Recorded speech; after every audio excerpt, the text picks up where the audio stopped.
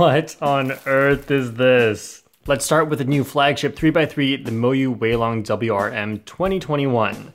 That is such a long name. I don't know what I expected. The packaging looks exactly identical to every MOYU cube. Oh hey, it's Livia, and this guy. It looks like there's a lot of stuff in the accessories box to learn about, but most of it is useless, so we'll get to the cube. This feels extremely light. All right, let's try it out.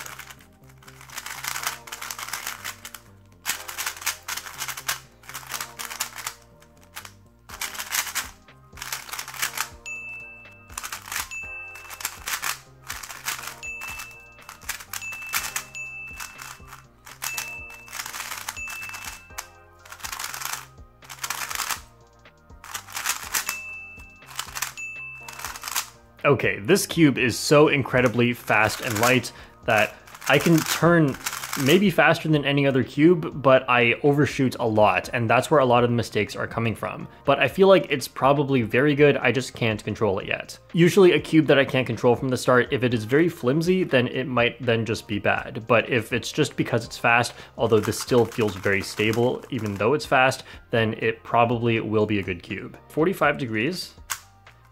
Pretty easy. Let's go a little further than that, and it still does it. Line to line. I wonder where this will go. Okay, it doesn't get stuck. Let's go reverse corner cutting. All right, great, great.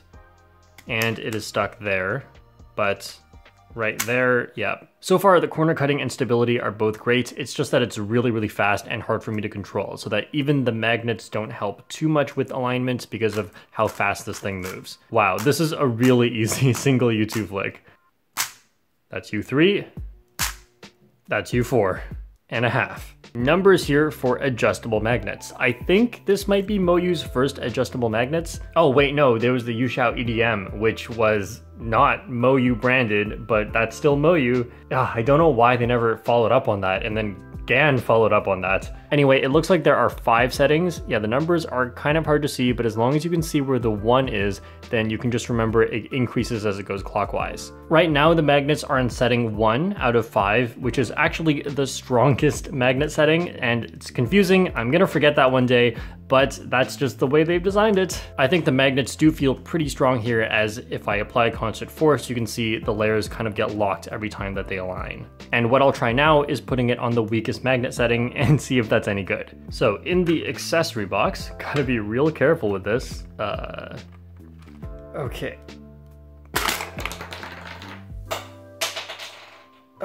Who designed this? This is the first thing I need, and it's underneath everything. I don't know why it comes with 4, but maybe if I lose one, I'll have 3 extras to pick from. So it goes in just like that, and then you can twist it. 1, so now it's on 2, 3, 4, 5, and then the last one. So it makes a loud click when it gets back to 1. So if you memorize that, clockwise increases and the loud click is 1, then you don't actually have to look at any of the numbers. And just looking at it now, when you change one setting on one edge, it doesn't affect the other side of that same edge. So you'll have to do 24 of these to change all of the magnets. I cannot imagine this setting being anybody's favorite, as it honestly just feels like a non-magnetic cube. I mean, look at it. It's deforming. Only non-magnetic cubes do this after turning. They just look like that. A lot of cubes nowadays are just designed to feel a little flimsy because the intention is that there will be magnets inside, so that wouldn't really matter, and the focus is more on speed and corner cutting. So setting the magnets to 5 is just basically removing them, which is not the intention of the cube design. Okay, I've just run into a problem. This is on setting 5. I am trying to turn it clockwise, and it's just not moving. But I can turn it counterclockwise for some reason. I don't know what I did. None of the other magnets can turn counterclockwise. That's not something you were supposed to be able to do. I can still turn them all clockwise. And you know what? Each turn has been harder than the last one because this tool is breaking. MOYU, are you telling me that instead of designing me a tool that just works, you gave me 4 and just hoped that I wouldn't break them all before I stopped needing to use them? This is absolutely ridiculous. The only thing right with this is it looks like a little sword, and I love that. Now we are going to take this tool, and we are going to head inside the core. This system has been on pretty much every MOYU cube since the GTS 3M and is also on the RS3M 2020, which means I've explained this way too many times and I'll give a super quick version here. You put this tool on and you can turn counterclockwise, and there is a highest one right here, and afterwards it will go right back down to the bottom. The higher you go, the stronger the springs are, and when the springs are stronger, then the cube is a little less flexible, doesn't corner cut quite as well, but is more stable. And of course the opposite is true for weaker springs at the bottom. You would change all 6 sides for the spring compression and also get the magnet setting so that it complements the spring compression, and you'd have to play around with a lot of settings. I'm not going to do that here, but I think the settings out of the box are actually pretty good. Oh, what the heck is this? There are fingerprint sensors? No, it's just touch sensors. There's no point of fingerprints. Okay, I need to figure out how this works first. So I'm gonna put just my hands, nope. And if I add fingers there, yep, so red light to green light, then I take it off and stop the timer. Wow. Okay, I feel like just putting your hands down should be enough to say you're done without being super accurate about what you're touching. Oh, that's really good. Okay, so the reset button actually needs a little while longer to be pushed. You can't just push it once. You need to hold it. That's really good because it would prevent accidental timer resets, which I mentioned in a previous video that can actually cost you a lot in competitions, as that counts as a DNF. Let me try something.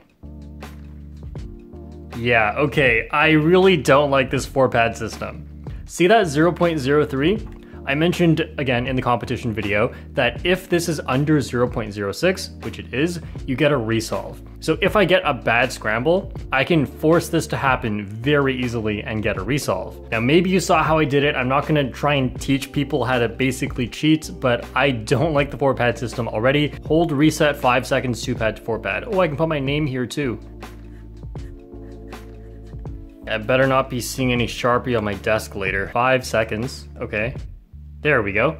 Just these.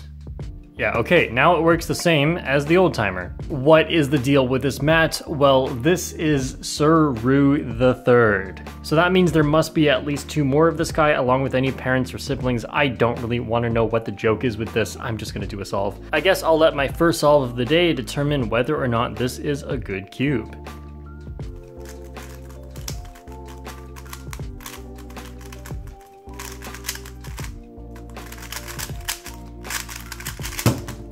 That was not bad because it felt like it was going to be a lot worse. I'm gonna do another solve on this cube. I just want one better than that, but I know the most important thing for me is to get comfortable with this cube, and I'm not even close to there yet.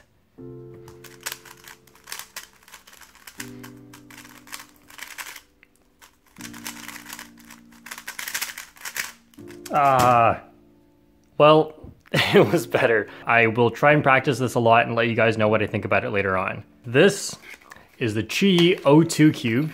No idea why I'm being sent this. What is this? So these little parts can spin. Wait a minute, no. All right, I see how it is. My first time spinning a fidget spinner was before I even realized it was a fidget spinner. I mean, I did it once already, might as well keep going. Okay, but this is a puzzle, right? So how does this work? Like, these are all solid parts. Oh, this can move. Wait a minute. Oh, is that it? Is this all I can do? Wow. I actually feel like I just got tricked so hard. Like, I thought this was gonna be a cube or a puzzle, like a Rubik's Cube sort of thing, but no, it's just a fidget spinner, and the secondary function is it's almost a puzzle, but come on. Like, if you just twist it randomly, you'll solve it by yourself. Apparently, I got the spin version of it. There is a standard and a spin version. I'm assuming the only difference is the spin version has these discs that can spin, and that way you can spin it like this, and the standard version probably is just the puzzle, which, like, what even is the point? This is not even a puzzle. I mean, you can technically call it a puzzle. You know what? Tutorial time. This is a tutorial for this puzzle. All right, so once you've scrambled it, then, once you've scrambled it, all you have to do is solve one color, and then turn the equator side until it is solved. That is literally all you have to do. Right, that was with the Roo method because I ended with M moves. Is there even such a thing as a hard scramble on this? Let's find, oh, I accidentally solved it. Okay, that's enough of this. Man, my mouth must make many M's. MOYU's Meilong Magnetic Megaminx. Does this design make you a little uncomfortable? Because it makes me a little uncomfortable. And one interesting thing I've never noticed before is here, this says Wu Mofang, or 5 Rubik's Cube. So I guess the 5 sides, that's just what they call this in Chinese. I can't really say I like the way the design looks, but maybe it's practical, I don't know. It probably isn't. The magnets are definitely quite strong, I can feel them very well, but it's mainly just the plastic shape that feels like it's making the corner cutting a little bit weird. Because the Megaminx is convex, it's common for there to be extra things on the outside just to make it a little easier to grip.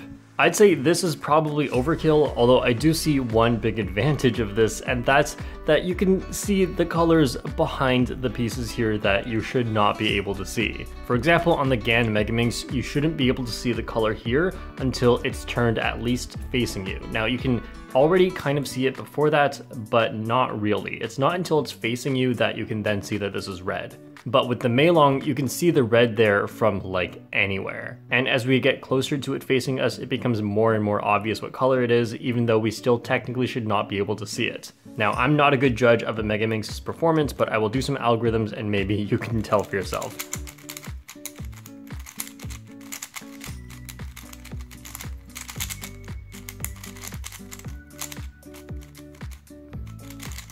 If I had to make a judgment on this, I don't think it's bad, it just feels really awkward to hold. I'm sure I could get used to it, and maybe being able to see behind pieces could be a bit of an advantage for this cube. Sorry, it's not a cube, it's a Megaminx. Although it's not quite as light as the Dian Megaminx, and this is my favorite just for that reason, because you have to hold Megaminx a bit weirdly, and it really tires out my hands if it's any bit too heavy.